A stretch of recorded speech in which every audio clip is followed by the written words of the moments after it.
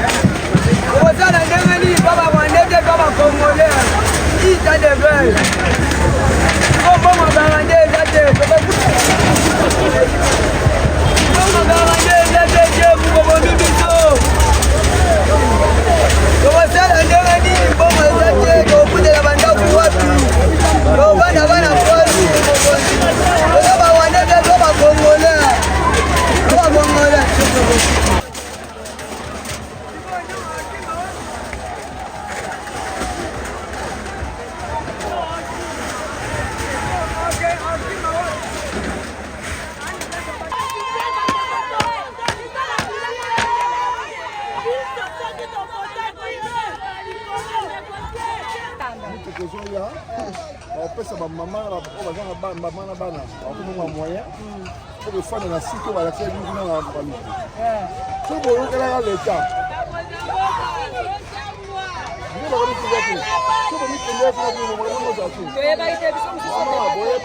boyebaki mama koko baverité ya plus de 5 mois oyo oke eta ayebisi bino ke okenda site wana site ezali mpona na mama na bana mabebe eza kuna okende kofanda kuna bakotia bino tuma mosolo mpe kofanda kuna tozokumbelaka bana toza na bana papa na nga tika yo amemi yo na motuka oyo awa moto akofanda te wana boyeba yango place okotika bino moko boyebi mabe nini oyo ebotami awa mabe nini bino moko boyebi à chaque fois même accident ya pamba bino esengeli oyo akoatake mituka na ntia atoka moto akofanda awa nous sommes ici nuit et jour yokani merci camarade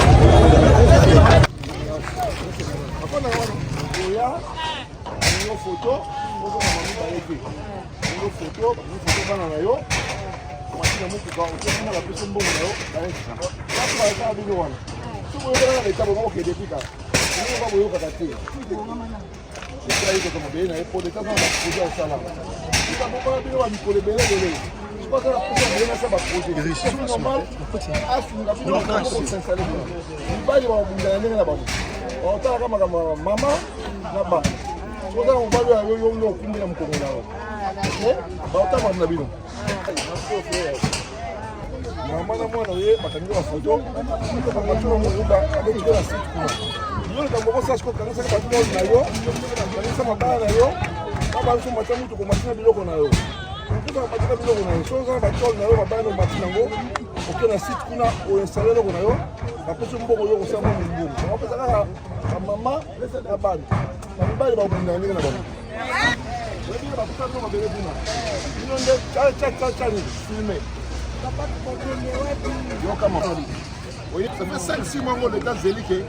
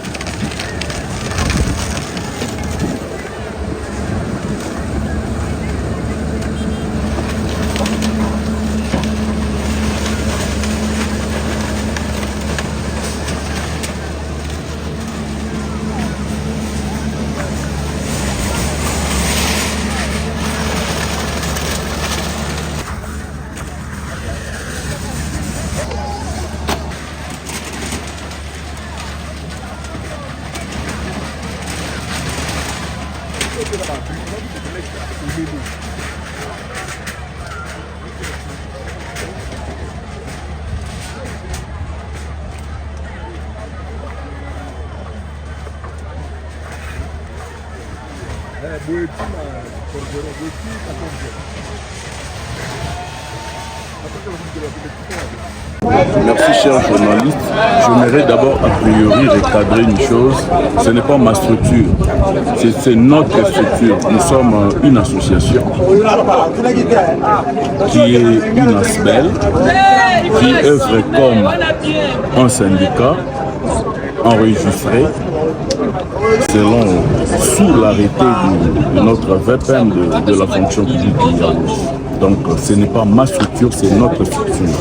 Pour aller droit au but, aujourd'hui, comme vous venez de poser la question, il s'agissait des échanges de vœux. Cet échange de vœux-là, c'était en rapport avec la velléité que nous avions eu à enregistrer dans l'année 2025. Parce que chaque année, nous avons toujours un cahier des charges dans lequel nous avons un certain nombre des actions ou des activités qu'il faut y entreprendre. Alors, par rapport à l'année passée, cette auguste assemblée nous avait suggéré ce qu'il fallait faire. Et nous avions eu à le faire. Dieu merci pour certains de nos desiderata qui ont été répondus favorablement. À l'occurrence, aujourd'hui, vous voyez les agents de l'aménagement du territoire, ils ont quand même un moyen de déplacement, le bus, quoique ça ne satisfait pas au maximum. Mais nous avons tant d'autres préoccupations ou desiderata qui ne sont pas répondus. Alors, à l'occasion de cette occasion, après qu'il y ait échange de vœux, nous avions fait notre bilan. Dans le bilan, on a présenté ce qui a marché et ce qui n'a pas marché. Mais en conclusion, dans le perspective de l'année en cours, nous avions repris les desiderata ou les préoccupations qui n'ont pas marché dans l'année antérieure et nous allons mettre sur musique. Mais nous, en tant que staff, nous sommes décidés, nous n'avons qu'un seul trimestre parce que cela n'a pas été une priorité pour l'année en cours. Vu que cela a été assigné pour l'année antérieure et que nous n'avions pas trouvé de réponse, nous n'avons qu'un seul semestre. Donc, c'est-à-dire jusqu'à la fin du mois de mars, nous devons trouver des réponses satisfaisantes aux problèmes qui ont été orchestrés pour l'année 2025. Outre cela, nous avons aussi une série de problèmes que nous allons amorcer cette année. Donc voilà à peu près en résumé le mobile de notre rencontre aujourd'hui. Merci beaucoup. Voilà, merci. Je crois que lorsque le vice-premier président réagit comme tel félicitant notre ministre, ce n'est pas lui, mais c'est le constat global que le CIRAFEC, en tant que structure, a constaté. Mais hormis la félicitation, mais il y a aussi des desiderata. Nous avions félicité parce que moi je me rappelle, lorsque le ministre nous avait reçus lors de notre sit-in devant son cabinet, on a échangé de façon globale. On a expliqué les choses telles que ça s'est présenté. Moi je me rappelle personnellement avoir retenu le ministre qui avait dit: je regrette, si un fonctionnaire peut toucher 300 000 francs, il va s'en sortir comment? Comment il va payer sa maison? Comment il va payer son loyer? Il va scolariser les enfants? Il était stupéfait d'apprendre jusqu'à preuve du contraire. Nous qui sommes fonctionnaires, nous sommes dans le malheur, dans la détresse éternelle. Bon, je ne peux pas dire éternelle parce que Dieu est là. Ça pourrait prendre incessamment fin. Mais c'est ça le problème. Donc, c'est-à-dire, nous félicitons le ministre d'avoir écouté notre cri de détresse pour nous pouvoir accompagner dans l'obtention de ces 12 milliards de dollars, 12 milliards de francs congolais. Mais il a aussi beaucoup à faire. Ce n'est pas ça la grande question. Nous avons toute une panoplie de choses qui regorgent sa responsabilité. Il doit prendre les devants pour résoudre ça. Merci. Ça, on a dit bravo, mais il a encore un cheval de bataille derrière lui. On peut estimer que le bilan de l'année 2025 semble être positif au-delà de je dirais Koussi Koussa, d'accord. pas positif, pas négatif. Positif un peu parce que parmi les désidératas, nous avions trouvé quand même quelques réponses. Mais d'autres, voilà, ça ne va pas. Merci Ça beaucoup. ne va pas. Le ministre a une responsabilité notoire dès lors. C'est lui qui est le patron de notre ministère. Politiquement, c'est lui. Et c'est lui qui gère la politique de notre ministère. Il a une responsabilité capitale, outre que le VPM de la fonction publique, parce que nous qui sommes agents ou fonctionnaires de l'État, nous sommes dans son ressort. Mais alors je crois qu'ils doivent jumeler leurs efforts pour sauver cette jeune administration qui croupisse dans la misère. Merci Merci beaucoup. beaucoup, Monsieur le Président.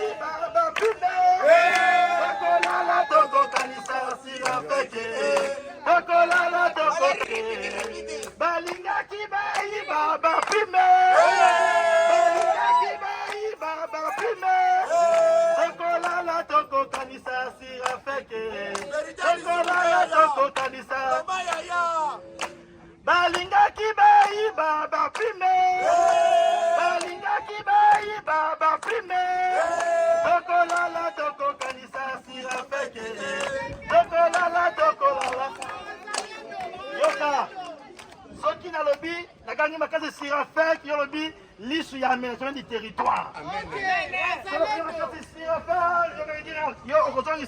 L'issue aménagement du territoire.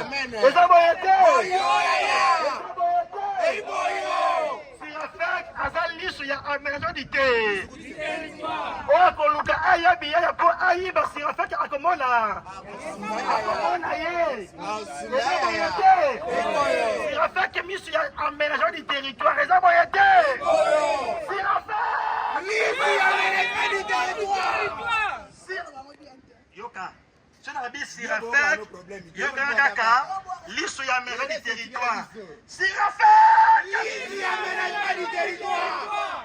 C'est la vie, c'est la question qui vit, mais il y a un ministre, il y a un territoire. Papa, il y a un premier territoire.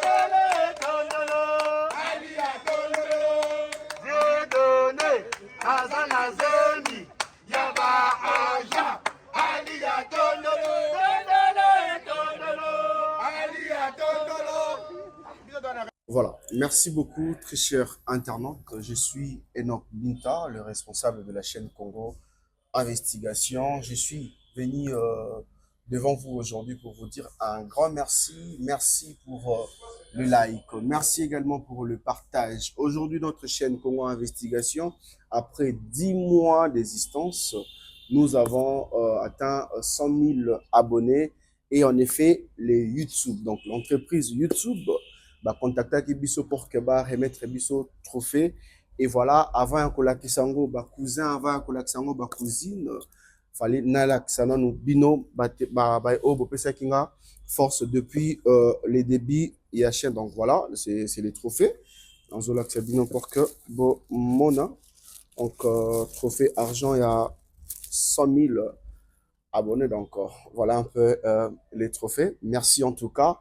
Et continuons en tout cas de liker, continuons en tout cas de vous abonner encore massivement dans notre chaîne Congo Investigation. Là, tu as commis 100 000 personnes dans la chaîne. Donc, objectif est comme 1 million d'abonnés sur YouTube pour que tous les trophées, il y a diamant. Donc, nous argent. Et on va encore bosser, dire, Enoch Binta, je suis là, on va encore bosser, dire pour que tous les trophées, il y a 1 million d'abonnés, il y a diamant. Sinon, quant à moi, je vous dis un grand merci. Alors, tu regardes cette vidéo, vous allez partout dans le monde.